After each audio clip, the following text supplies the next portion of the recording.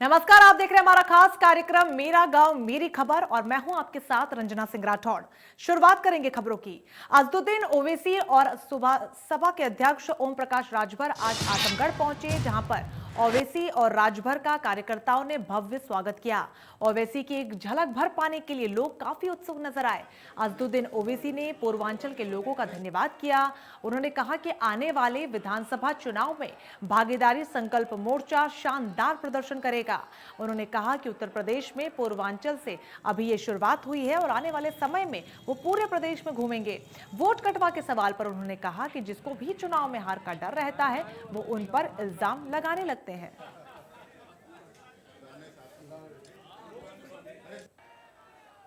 और हमको यकीन है कि ये भागीदारी संकल्प मोर्चा जिसकी क़यादत जनाब राजभर साहब कर रहे हैं, ये आने वाले विधानसभा के चुनाव में बेहतरीन परफॉर्मेंस करेगा और बहुत ही बेहतरीन तरीके से हम लोग आगे बढ़ रहे हैं। ये तो देखिए, जिसको डर होता है ना हारने का, तो हम पे इल्जाम यही लगाते हैं। हम लोग लीडर इकट्ठा कर रहे हैं, बीजेपी लोडर इकट्ठा करके वोट लिया है, समाज को धोखा दिया है। जो भी पार्टियों ने सत्ता में गई, हमारे वोट को लेकर के एक लोडर पैदा किया और लोडर के सहारे वोट ले लिया। हिस्सेदारी देने की बात आई तो मुकर गए। तो अब हम लोग लीडर इकट्ठा हैं और ये लीडर समाज को समान शिक्षा, निःशुल्क शिक्षा, अनिवार्य शिक्षा, स्नातकोत्तर तक भागीदारी संकल्प मोर्चा कटिबद्ध। तो वहीं आने वाले पंचायत चुनाव के लिए बीजेपी कोई कसर नहीं छोड़ रही। बाराबंकी पहुंचे बीजेपी प्रदेश अध्यक्ष स्वतंत्र देव सिंह ने कहा कि पंचायत चुनाव जैसे होते थे वैसे ही होंगे, उसमें कोई बदलाव नहीं होगा। लेकिन बीजेपी इस बार जिला पंचायत सदस्य के चुनाव के लिए अपना पूरा दमखम लगाएगी। इसके लिए रणनीति भी तैयार है। प्रदेश से लेकर जिला और ब्लॉक तक संयोजकों की नियुक्ति हो चुकी है। ओवैसी के साथ ओम प्रकाश राजभर का पूर्वांचल के दौरे पर बीजेपी प्रदेश अध्यक्ष बोले कि चुनाव लड़ने का अधिकार सभी को है, कोई भी ऐसे में बड़ी पार्टी नहीं बन जाती, पहले छोटी पार्टी से ही शुरुआत होती है। ओवैसी के चुनाव लड़ने से हमारे ऊपर कोई असर नहीं पड़ने वाला है। पंचायत के चुनाव में क्या जैसे पहले होता था उसी प्रकार होगा। जी। इसलिए पहले भी सिंबल नहीं था, इस बार भी नहीं है।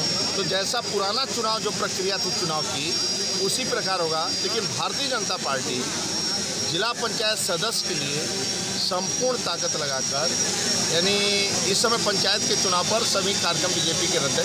जिला पंचायत सदस्य के लिए हम चुनाव लड़ेंगे। वहीं गोरखपुर पहुंचे कृषि मंत्री सूर्य प्रताप शाही ने कहा कि किसानों के हित के लिए सरकार ने काफी काम किया है। यही नहीं, उन्होंने कहा कि धरना प्रदर्शन कर रहे किसानों को गुमराह करके प्रदर्शन करवाया जा रहा है। कृषि मंत्री ने कहा कि सुप्रीम कोर्ट जैसा कहेगा उस तरह से सभी को मानना भी पड़ेगा। जनता खाद बीज के लिए लाइन लगाती थी, पुलिस की लाठियां खाती थी, योगी सरकार ने उसको बंद कर दिया है। अब नई तकनीक लेकर किसानों के हित कर लिए प्रदेश के अनेक इलाकों में एक नया भवन का निर्माण कराया जा रहा है। खास तौर से गोरखपुर देवरिया में इस भवन का पहले निर्माण कराया जाएगा। तो कुछ लोगों को उससे तकलीफ है जो दुराग्रह पूर्वक इसको गलत तथ्यों के आधार पर भ्रमित करने का काम कर रहे हैं। आखिर किसान मान क्यों नहीं रहे हैं आपकी बात को? उन्होंने तो कहा कि हम सुप्रीम कोर्ट भी यदि कोई कमेटी रखती है तो नहीं जाएंगे, तो उसके बारे में मैं क्या कर सकता हूँ। तो आखिर सरकार की बात किसानों माननीय सर्वोच्च न्यायालय, आज जो अखबार आपने पढ़ा होगा, देखा होगा और टीवी पर चल उनके बयान देख रहे हैं।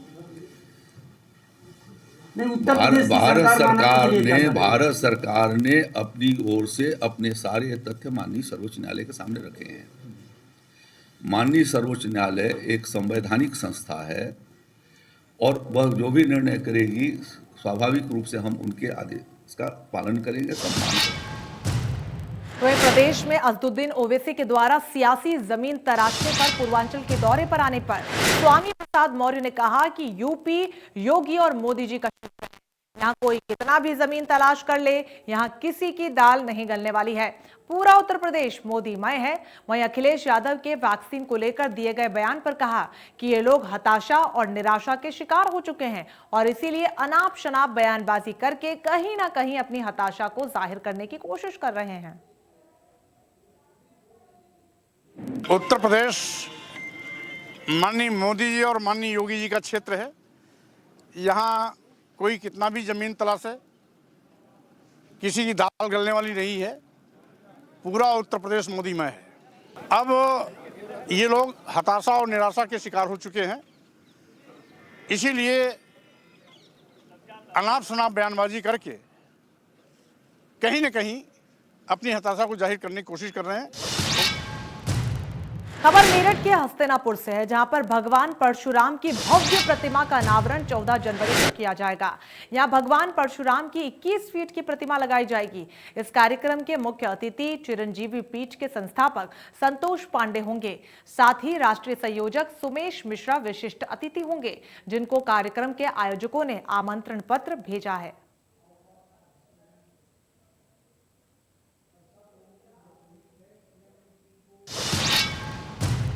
तो अगली खबर बुलंदशहर से है, जहां पर महिला शिक्षिका की पिटाई का मामला सामने आया है। प्रधानाध्यापिका को टीचर ने पीटा है। दलित प्रधान अध्यापिका की जमकर पिटाई की गई। दलित प्रधान अध्यापिका के कई थप्पड़ भी यहां पर मारे गए हैं। पिटाई का वीडियो सोशल मीडिया पर तेजी से वायरल हो रहा है। प्राथमिक विद्यालय दरियापुर का ये पूरा मामला देखिए, यही वो वीडियो जो तेजी से वायरल हो रहा है। यहाँ पर दलित प्रधान अध्यापिका को कई थप्पड़ भी मारे गए हैं। तस्वीरों में आप देख सकते हैं किस प्रकार महिला शिक्षिका ने जमकर पिटाई की है।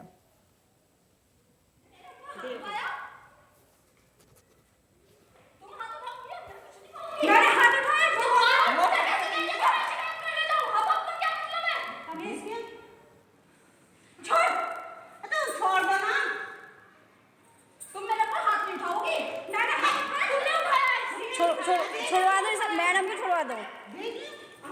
आ जाइए, अरे इधर आ रही है ना मैडम, पीट दी इसने अर्चना ने। जल्दी से आओ, जल्दी से ये ना आओ, जल्दी से आओ। अर्चना ने पीट दिया मैडम को, बड़ी मैडम को पीट दिया। मैंने तेरे हाथ में लगाया, मैंने इसके भी लगाया, इसने मैंने लगाया, इसने मारा मैंने, इसने मारा मैडम को पीटा, मैडम को पीटा इसने, मैडम को पीटा इसने।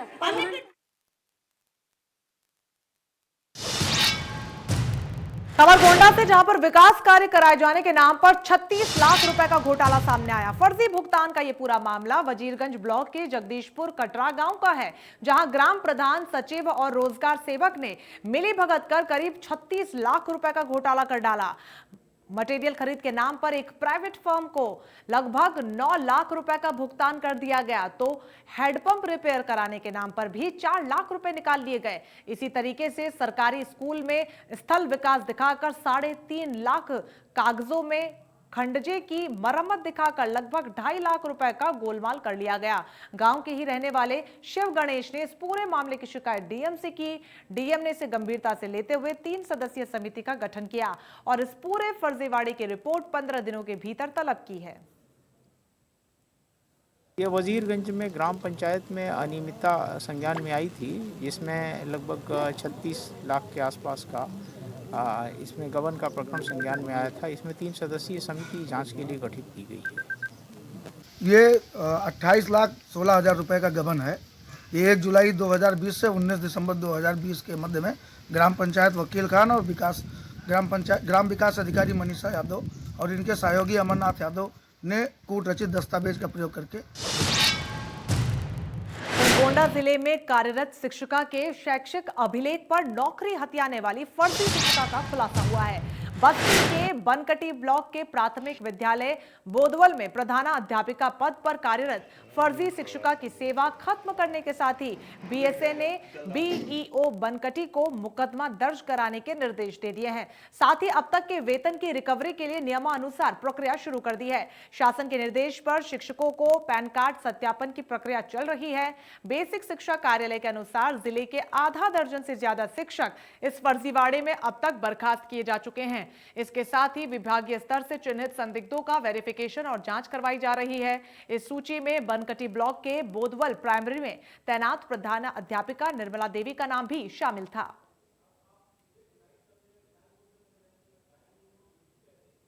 प्रदेश शासन के निर्देश पर फर्जी शिक्षकों के खिलाफ जो जांच पड़ताल चल रही है, उसमें डबल पैन कार्ड के संबंध में इसका जो है पकड़ में आई थी, उसका जांच कराया गया और उसमें दोषी पाई गई।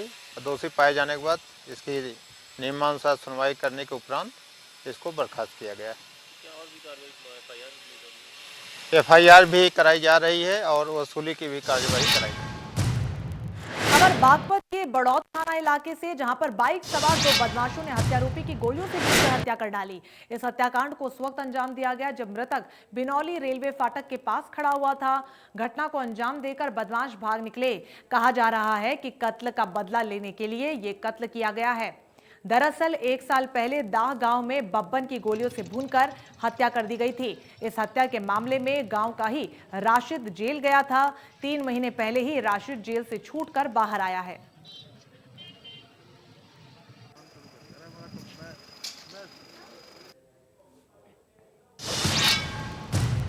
वहीं देश की सरहदों की निगाहबानी कर देश की सुरक्षा करने वाले वीर जवान अपने घर परिवार की सुरक्षा की गुहार लगाते हुए जिला प्रशासन के लोगों का चक्कर लगाते हुए नजर आ रहे हैं। गाजीपुर के जमानिया थाना इलाके के बरुइन गांव के रहने वाले फौजी सलमान सेना में तैनात हैं। सलमान अपनी पत्नी और सास के साथ जिलाधिकारी कार्यालय का चक्कर लगाने को मजबूर हैं। जवान का कहना है कि दबंगों ने सास की प्रॉपर्टी पर कब्जा कर लिया है। दबंग लगातार जान से मारने की धमकी भी दे रहे हैं। तो वहीं डीएम ने इस पूरे मामले पर तत्काल कार्रवाई के आदेश दे दिए हैं।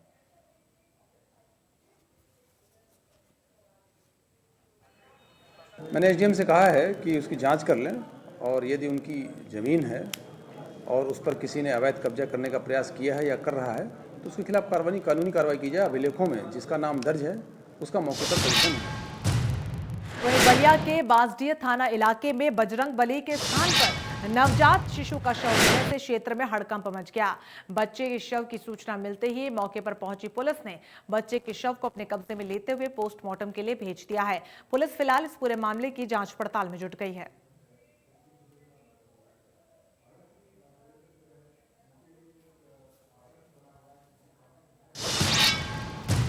तो वहीं कानपुर के जाजमऊ इलाके में बनी सीमा टेनरी में अचानक आग लग गई। आग लगते ही आस पड़ोस के लोगों में भगदड़ मच गई।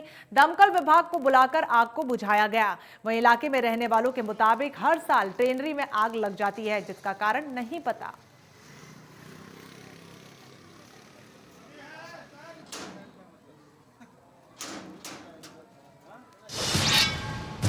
अगली खबर शाहजहांपुर के निगोही थाना इलाके से है, जहां पर एक युवक की गोली मारकर हत्या कर दी गई। हत्या से पूरे इलाके में सनसनी फैल गई। हत्या पुरानी रंजिश के चलते की गई। फिलहाल पुलिस ने शव को कब्जे में लेकर पोस्टमार्टम के लिए भेज दिया है और आगे की कार्रवाई भी इस पूरे मामले में शुरू कर दी है।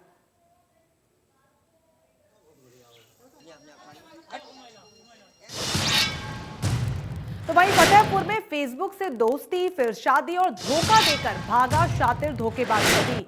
1 साल बाद महिला अपने धोखेबाज पति के घर पहुंचकर जमकर हंगामा काटा और यूपी पुलिस से गुहार लगाई है कि ऐसे शातिर लोगों को सलाखों के पीछे भेजे, जो शादी के बाद घर में रखा जेवरात सहित कैश लूटकर फरार हो गया। वहीं पुलिस ने पीड़ित परिवार को जल्द गिरफ्तारी का भरोसा दिलाया है।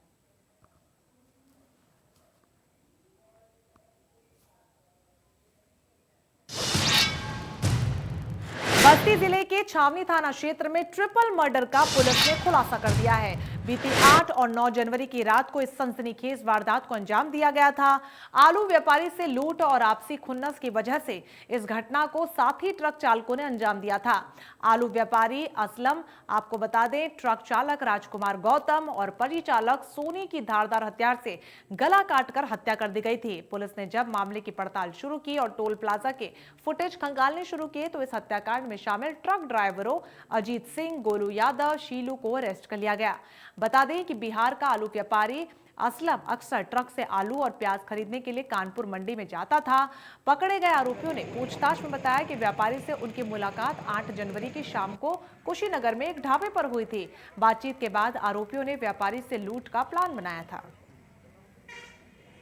छावनी क्षेत्र में ट्रिपल मर्डर की जो घटना हुई थी उसका सफल अनावरण बस्ती जनपद की पुलिस ने कर लिया है और इस घटना में सम्मिलित 3 अभियुक्तों की गिरफ्तारी भी हो गई है। इस घटना के पीछे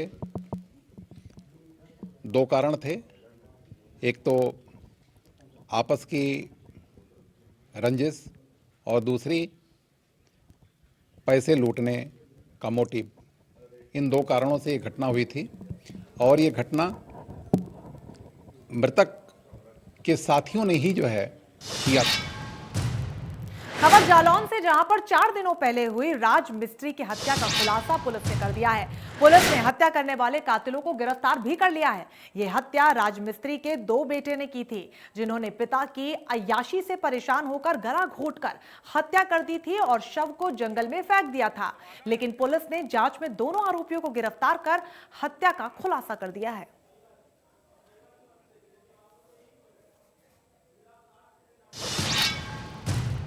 और अब बात बर्ड फ्लू की, जहां पर बदायूं में बर्ड फ्लू को लेकर जिला प्रशासन सतर्क हो गया और रोकथाम के तमाम प्रयास शुरू कर दिए गए हैं। बर्ड फ्लू की स्थिति पर जिला अधिकारी ने बताया कि बर्ड फ्लू को लेकर हमारी तैयारियां पूरी हैं, किसी को डरने की कोई जरूरत नहीं है।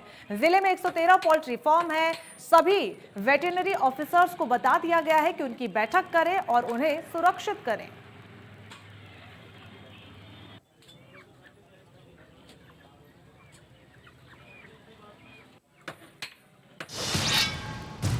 तो वहीं देश के कई राज्यों सहित यूपी में भी बर्ड फ्लू ने दस्तक दे दी है, जिसके बाद सरकार ने पूरे प्रदेश में अलर्ट जारी कर दिया है। राजधानी लखनऊ के ग्रामीण इलाकों में भी बर्ड फ्लू को लेकर अलर्ट जारी कर दिया गया है।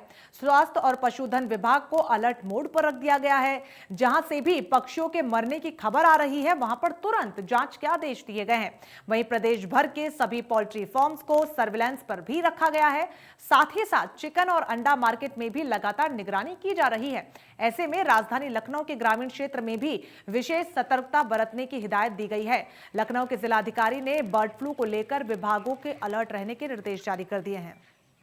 कोरोना के बाद अब कहीं ना कहीं पूरे देश में बर्ड फ्लू की दस्तक है। ऐसे में आपको बता दें कि अब उत्तर प्रदेश में भी बर्ड फ्लू पहुंच चुका है, क्योंकि कानपुर में जिस तरह से पक्षियों के मरने के बाद टेस्टिंग में बर्ड फ्लू की पुष्टि हुई है, इसको लेकर के पूरा अलर्ट किया गया है। आपको बता दें कि लगातार जगह जगह इसको लेकर के अलर्ट जारी किया गया है। पशुधन विभाग की तरफ से भी अलर्ट जारी किया गया है। जो भी मृत पक्षी पाए जा रहे हैं उनके पास ना जाने की लोगों से अपील की गई है। हमारे साथ में ज़्यादा बात करने के लिए जो यहाँ के उप जिला अधिकारी हैं मोहनलालगंज के, उनसे बात करते हैं, जानते हैं कि ग्रामीण क्षेत्रों में आखिर किस तरह से अवेयर किया गया लोगों को, क्या निर्देश जारी किए गए। सर, जिस तरह से अब बर्ड फ्लू की दस्तक हो चुकी है उत्तर प्रदेश में, तो ऐसे में ग्रामीण क्षेत्रों में किस तरह का अलर्ट जारी किया गया है, क्या हिदायतें दी गई लोगों को? देखिए, बर्ड फ्लू को लेकर प्रशासन और जिलाधिकारी महोदय का स्पष्ट निर्देश है। इसके संदर्भ में बैठक भी जिलाधिकारी महोदय द्वारा सबकी की जा चुकी है और दिशा निर्देश जारी किए गए हैं।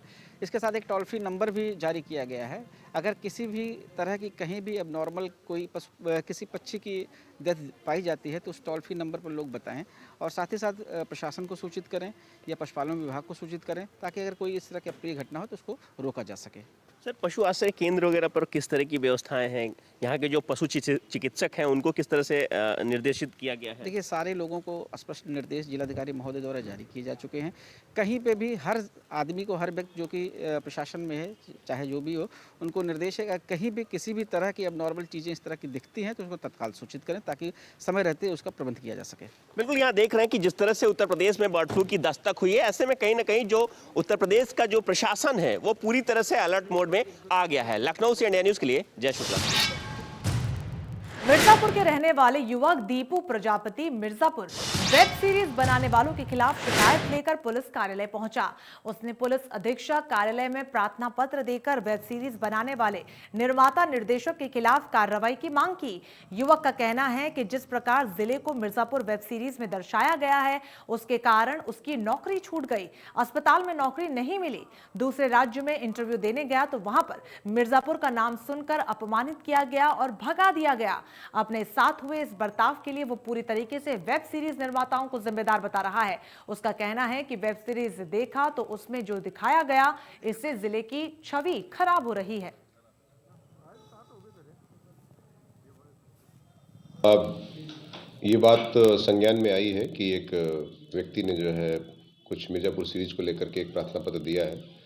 इसमें इसको देखा जा रहा है और देखने के बाद जो भी इसमें लीगल पॉइंट्स हैं उसको भी चेक किया जाएगा और विधिक राय लेकर के इसमें अग्रिम विधिक कार्रवाई की जाएगी।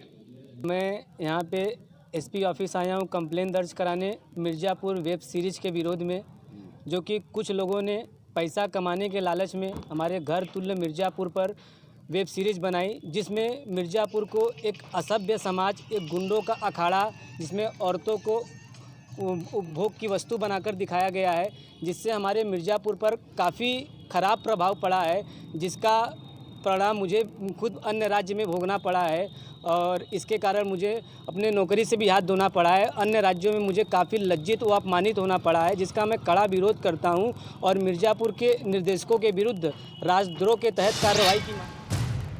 वहीं सुल्तानपुर नगर के राम नरेश त्रिपाठी सभागार में बीजेपी स्वामी विवेकानंद की जयंती पर युवा प्रतिभा और उद्यमी सम्मान समारोह का आयोजन किया गया। कार्यक्रम में बीजेपी के राष्ट्रीय उपाध्यक्ष और प्रदेश मुख्य अतिथि के रूप में शामिल हुए सांसद मेनका गांधी भी कार्यक्रम में मौजूद रहीं। समारोह में युवा प्रतिभाओं और उद्यमियों को मुख्य अतिथियों ने सम्मानित किया। राष्ट्रीय उपाध्यक्ष विधायक सोमनाथ भारती की गिरफ्तारी के सवाल पर राधा मोहन सिंह ने कन्नी काटते हुए वो नजर आए, लेकिन योगी सरकार का बखान करने से पीछे नहीं हटे और गांव के विकास के लिए सक्षम लोगों के चुनाव पर बैठक की बात भी कही।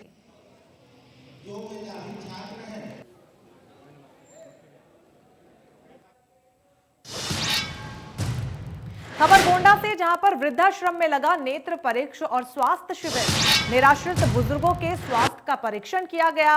स्वास्थ्य शिविर में बुजुर्गों को डीएम ने कंबल और फल भी बांटे। डीएम मार्कंडेय शाही ने बढ़ाया निराश्रित बुजुर्गों का हौसला। डीएम के दुलार से अभिभूत यहां पर वृद्धाश्रम के तमाम बुजुर्ग नजर आए। आपको बता दें, रोटरी क्लब के सहयोग से वृद्धाश्रम में इस शिविर का आयोजन किया गया।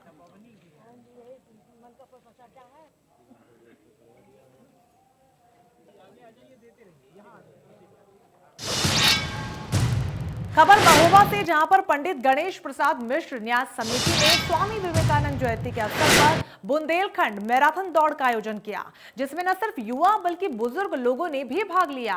एक 55 वर्षीय जानकी बाई ने 7 किलोमीटर की दौड़ में तृतीय स्थान पाकर न सिर्फ आयोजकों को बल्कि सभी को अपना कायल बना लिया। जानकी बाई ने साड़ी और पैरों में हवाई चप्पल पहनकर दौड़ को पूरा किया। मैराथन यहां पर आयोजित की गई, जहां पर छतरपुर मध्य प्रदेश के बाबूराम स्टेडियम से प्रारंभ कर महोबा जिले के धरवरा स्थित पंडित गणेश प्रसाद मिश्र स्टेडियम में इसे खत्म किया गया। दिल्ली में मैराथन होगी तो हम करेंगे, आपको बुलाएंगे।